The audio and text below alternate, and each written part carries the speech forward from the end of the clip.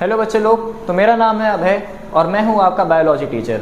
और आज की डेट में मैं लेके आया हूं आपके लिए बायोलॉजी का इंट्रो में हम देखेंगे कि आपको इसमें क्या क्या चैप्टर्स पढ़ने हैं, उन चैप्टर्स के क्या क्या टॉपिक्स हैं, बारी बारी में उनके बारे में डिस्कशन करेंगे और आज इसको जस्ट इंट्रोडक्टरी क्लास रखेंगे। तो स्टार्ट करते हैं बायोलॉजी इंट्रोडक्शन के साथ। क्लास 10 का चैप्टर 1 है हमारा लाइफ प्रोसेस। लाइफ प्रोसेस में बेसिकली हम देखते हैं कि हमें क्या क्या चीज़ों की ज़रूरत पड़ती है अपनी लाइफ को चलाने के लिए। उसमें क्या क्या टॉपिक्स आते हैं हमारे, इंट्रोडक्शन ऑफ लाइफ प्रोसेस। अभी हमने बताया कि लाइफ प्रोसेस क्या होता है, कि हमें जो जो चीज़ें रिक्वायर्ड हैं हमें इस अर्थ में लाइफ को जीने के लिए, ठीक है। दूसरी चीज़ न्यूट्रिशन से सभी लोग वाकिफ़ हैं, क्या खाते हैं क्या नहीं खाते हैं, क्या चीज़ें हमें एनर्जी देती हैं, क्या चीज़ें एनर्जी नहीं देती हैं, किन से हमें ज़्यादा एनर्जी मिलेगी, किन से हमें कम एनर्जी मिलेगी, उसके बारे में डिस्कशन करेंगे। नेक्स्ट आते हैं autotrophic and heterotrophic mode of nutrition. Autotrophic and heterotrophic mode of nutrition क्या है? ये बेसिकली हमारे न्यूट्रिशन के ही टाइप हैं, ठीक है। तो बारी में इन सब के बारे में हम लोग आगे डिस्कस करेंगे। Next respiration, transportation, excretion and excretion in plant. Respiration मतलब उससे एनर्जी प्रोड्यूस करना, ट्रांसपोर्टेशन मतलब चीज़ों का इधर से उधर ले जाना, और एक्सक्रीशन जो चीज़ हमारे लिए सही नहीं है उसको वेस्ट करके बाहर निकाल देना। कई लोगों के साथ ऐसा होता होगा कि जो चीज़ लाइफ में ज़रूरी नहीं होती उनको हम लोग बाहर निकाल देते हैं, ठीक है। सेम ऐसा हमारी बॉडी के साथ भी होता है। तो फर्स्ट चैप्टर है हमारा लाइफ प्रोसेस। के बारे में हम ये देखेंगे कि हमें क्या क्या चीज़ों की ज़रूरत है सिंपल अपनी लाइफ को जीने के लिए, ठीक है। नेक्स्ट चैप्टर है, ये हमारी बात है चैप्टर 1 की। नेक्स्ट चैप्टर है कंट्रोल एंड कोऑर्डिनेशन। अब कंट्रोल एंड कोऑर्डिनेशन क्या है? कैसे आपकी बॉडी चीज़ों को कंट्रोल कर रही है, कैसे आपकी बॉडी कोऑर्डिनेट कर रही है। कोऑर्डिनेट मतलब एक दूसरे के साथ कैसे तालमेल बनाकर चल रही है। कंट्रोल एंड कोऑर्डिनेशन में हमारे टॉपिक्स क्या क्या हैं?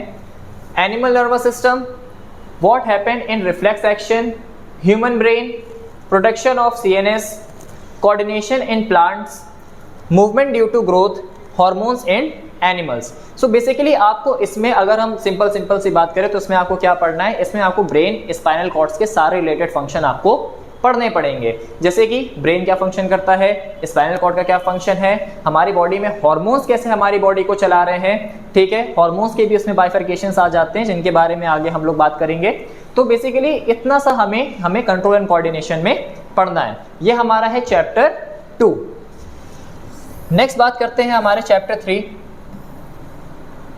How does an organism reproduce. कैसे एक ऑर्गेनिज्म दूसरे ऑर्गेनिज्म को रिप्रोड्यूस करता है, कैसे एक पर्सन दूसरे पर्सन को रिप्रोड्यूस करता है, ठीक है। वो किसमें हम लोग पढ़ेंगे? रिप्रोडक्शन। सिंपल सी बात करें, अगर लोग चैप्टर हमारा क्या है? रिप्रोडक्शन का चैप्टर है। इतना लंबा लिखा हुआ है how does an organism reproduce, तो हमें प्रोसेस की बात आ जाती है। अगर हम सीधी बात करें तो रिप्रोडक्शन कैसे होता है इस चैप्टर में हम उसकी बात करेंगे। क्या क्या इसमें टॉपिक्स हैं हमारे? Do organism create exact copies themselves, the importance of variation, modes of reproduction used by single organism, why the sexual mode of reproduction, sexual reproduction in flowering plants, reproduction in human beings, male reproductive system, female reproductive system, reproductive health, ठीक है। Almost आपको मोटा समझ आ गया होगा कि कैसे एक ऑर्गेनिज्म रिप्रोड्यूस करता है। क्या ऑर्गेनिज्म एग्जैक्ट कॉपी बना सकता है अपने जस्ट लिविंग ऑर्गेनिज्म की? जैसे कि क्या मैं हूं, क्या मैं एग्जैक्ट अपने जैसा एक रेप्लिकेशन, एक क्लोन बना सकता हूं? क्या ये पॉसिबल है कि नहीं? इंपॉर्टेंस क्या है वेरिएशन की? वेरिएशन मतलब चेंजमेंट। अगर एक पर्सन दूसरे से मैच नहीं कर रहा है तो उसको हम वेरिएशन कहते हैं। तो इसकी इंपॉर्टेंस क्या है? क्या वेरिएशन जरूरी है? क्या वेरिएशन होना अच्छी बात है? दूसरी चीज क्या है? Sexual reproduction in flowering plant. अच्छा, इसमें हम दोनों कवर करेंगे। इसमें हम ह्यूमंस का भी कवर करेंगे, इसमें हम प्लांट्स का भी कवर करेंगे, क्योंकि प्लांट्स ऑल्सो रिप्रोड्यूस, बस थोड़े से मेथड डिफरेंट हो जाते हैं बिकॉज वो प्लांट्स हैं और हम लोग एनिमल्स हैं, ठीक है। Next reproduction in human beings. कैसे ह्यूमन बींग्स में रिप्रोडक्शन होगा? मेल रिप्रोडक्टिव सिस्टम में क्या क्या चीज़ें कंसीडर होती हैं, उनमें क्या क्या ऑर्गन्स आते हैं, क्या क्या सेल्स आती हैं।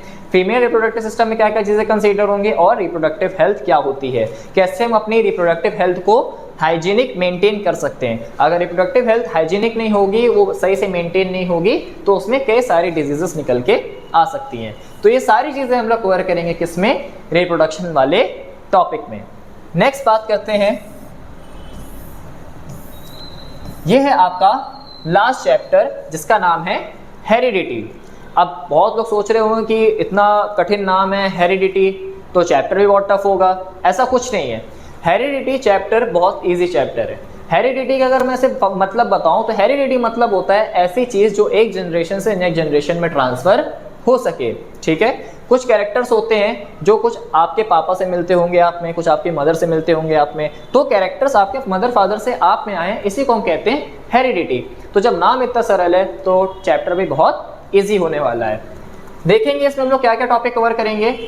Accumulation of variation during reproduction, खुद heredity, how do these trait get expressed, sex determination, acquired and inherited trait, specification, speciation, tracing evolutionary relationships and fossils. ठीक है, तो कैसे ड्यूरिंग रिप्रोडक्शन वेरिएशन आते हैं, है ना, जब बेबी फॉर्म हो रहा होता है तो उसमें किस तरीके से वेरिएशन आते हैं, क्या क्या चीज़ें रिस्पॉन्सिबल होती हैं एक पर्टिकुलर बेबी के वेरिएशन में लाने के लिए। दूसरी चीज़ हेरिडिटी, अभी ये चीज़ हमने क्लियर करी, जस्ट आप लोग को बताई, आई होप आप लोगों के दिमाग में बैठ गई होगी। Next, how do these trait get expressed, कैसे ये ट्रेट एक्सप्रेस होते हैं। अगर आप थोड़े से अपने फादर से मिल रहे हैं तो कैसे मिल रहे हैं, अगर आप थोड़ा सा अपने मदर से मिल रहे हैं तो कैसे मिल रहे हैं। ठीक है, ये ट्रेट कौन एक्सप्रेस कर रहा है, कैसे एक्सप्रेस हो रहा है, इस चीज़ को हम लोग देखेंगे।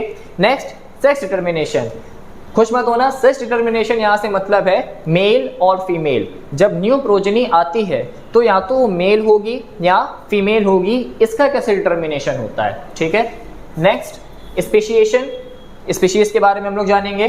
Tracing and evolutionary relationship and fossils, fossils almost लोग जानते होंगे, जैसे कि बातें सुनी होंगी कि डायनासोर के फॉसिल्स पाए गए, डायनासोर के अवशेष पाए गए, इन्हीं को हम क्या कहते हैं, फॉसिल्स बोलते हैं। तो उनके बारे में डिटेल हम लोग बात करेंगे इस टॉपिक में। ओके, तो आपको क्या करना है, आपको हमारा चैनल सब्सक्राइब करना है जिसका नाम है पढ़ते रहो। ठीक है, इस पढ़ते रहो चैनल को सब्सक्राइब करिए और बेल आइकन को दबा दीजिए, जिससे कि अगर कोई भी नई वीडियो अपलोड होती है तो सीधे आपके पास नोटिफिकेशन पहुंच जाएगी। और बायो को अच्छे से पढ़ने के लिए, मज़ेदार बनाने के लिए, बहुत ईजी सिंपलेस्ट वे में समझने के लिए जुड़े रहिए आप मेरे साथ।